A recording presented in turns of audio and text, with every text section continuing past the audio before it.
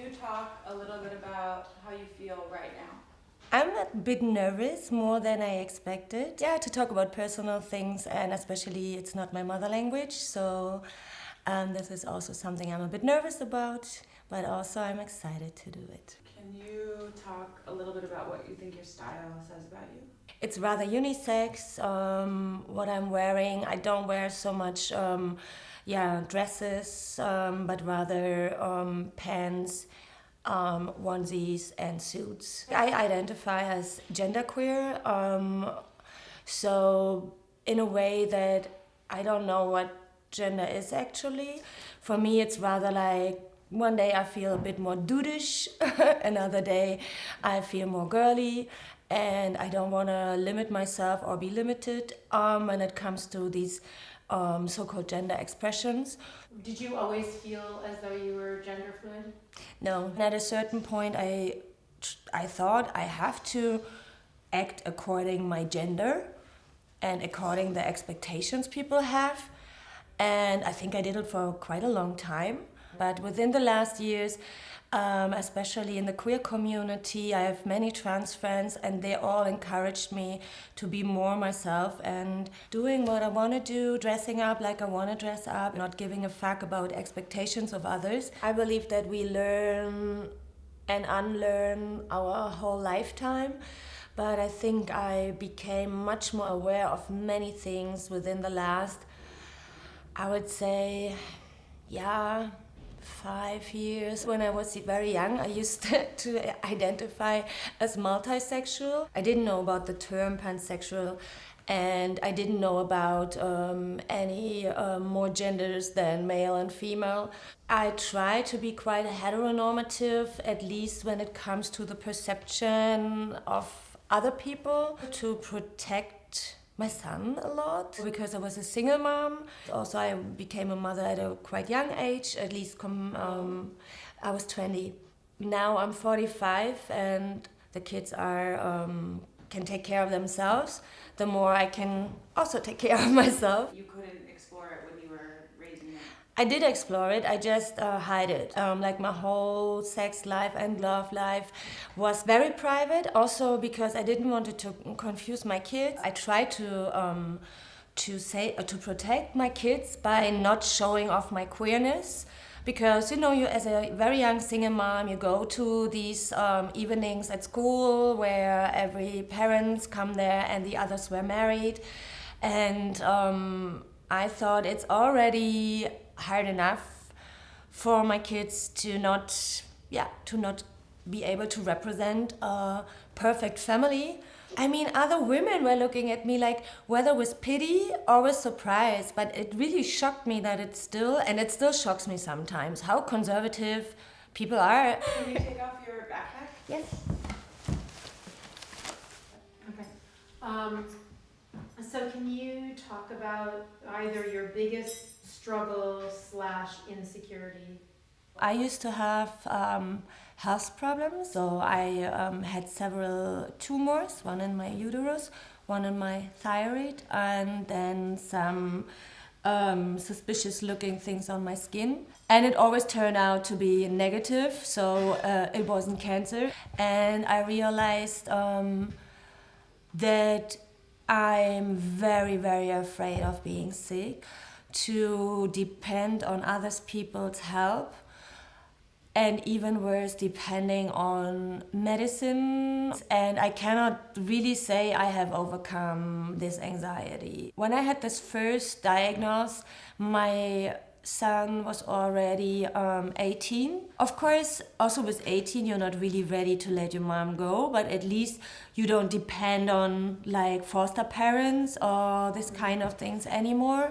So, and then I thought about myself. I really had an intensive life. I had kids at an early age. I traveled a lot. I've met so many great people, and I realized, wow, if you only become 40, then you have probably experienced more than other people in 70 years. So there's actually no need to be like this, oh, I don't want to die. My mom is actually right now currently in that hell, which is which is hard for all of us, and of course the most for herself. They found a tumor and it's already like quite big. It was a huge shock for all of us, and then she started quickly with the chemotherapy. The side effects of the chemotherapy are very hard, and she almost died a few times from the side effects. Yeah, and it makes me sad. It makes me almost angry, and that she's doing it. And then on the other hand, I feel bad about myself, because who am I to judge about this at all? It's not my body. It's her body. It's her cancer. It's her way to deal with it. But it's hard for me to watch.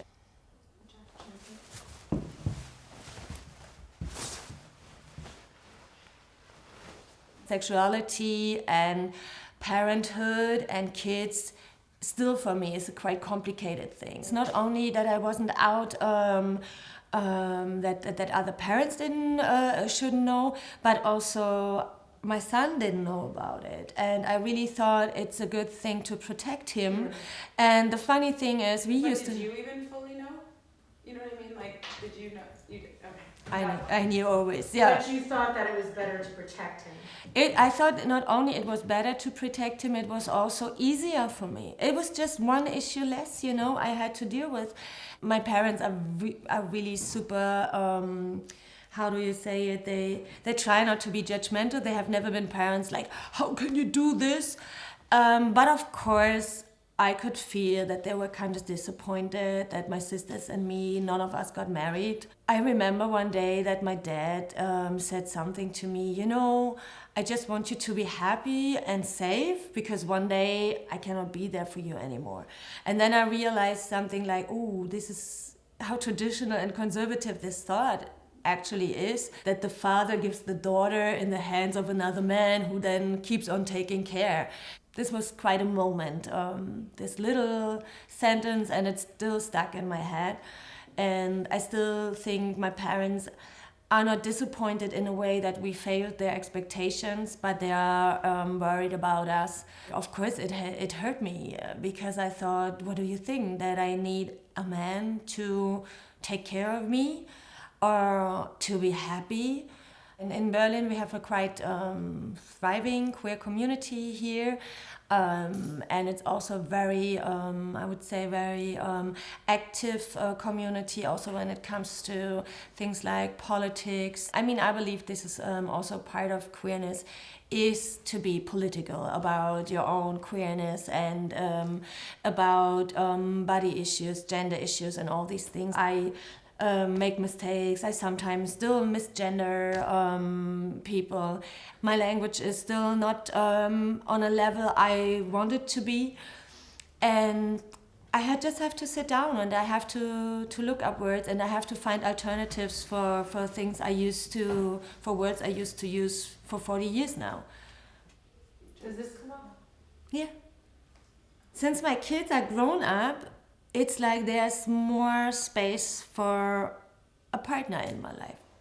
I still don't trust myself in a way that I don't know if I can love somebody for 20 years, because I've never experienced this. Queerness has also taught me, or has taken away the fear of relationships, because it gives so much more freedom, and it's not attached to I have to behave a certain way. I think it's liberating, and I'm not afraid of relationships so much anymore. When is the last time you cried? Last night. I was on the phone with my mom, so I called her to check how's it going. And since she got the diagnosis, we talk a lot. And also with my dad, I call them regularly, like almost every day. And at a certain point, I realized they don't ask me anymore how I am doing. I feel guilty right in this moment when I'm talking about it, because I think like, yeah, how can you be so selfish, Meg? She's suffering from cancer. Of course, the whole family focuses on this now.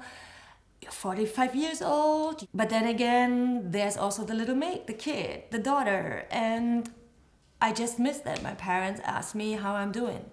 And yesterday my mom asked me how I'm doing, and we talked about it. I had to cry afterwards, because I'm not ready to not be a kid anymore and not to have parents anymore. When do you feel the most beautiful?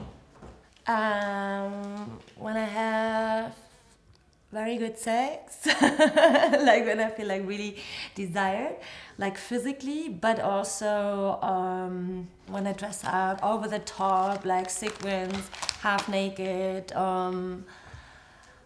Yeah, then I feel fierce and beautiful.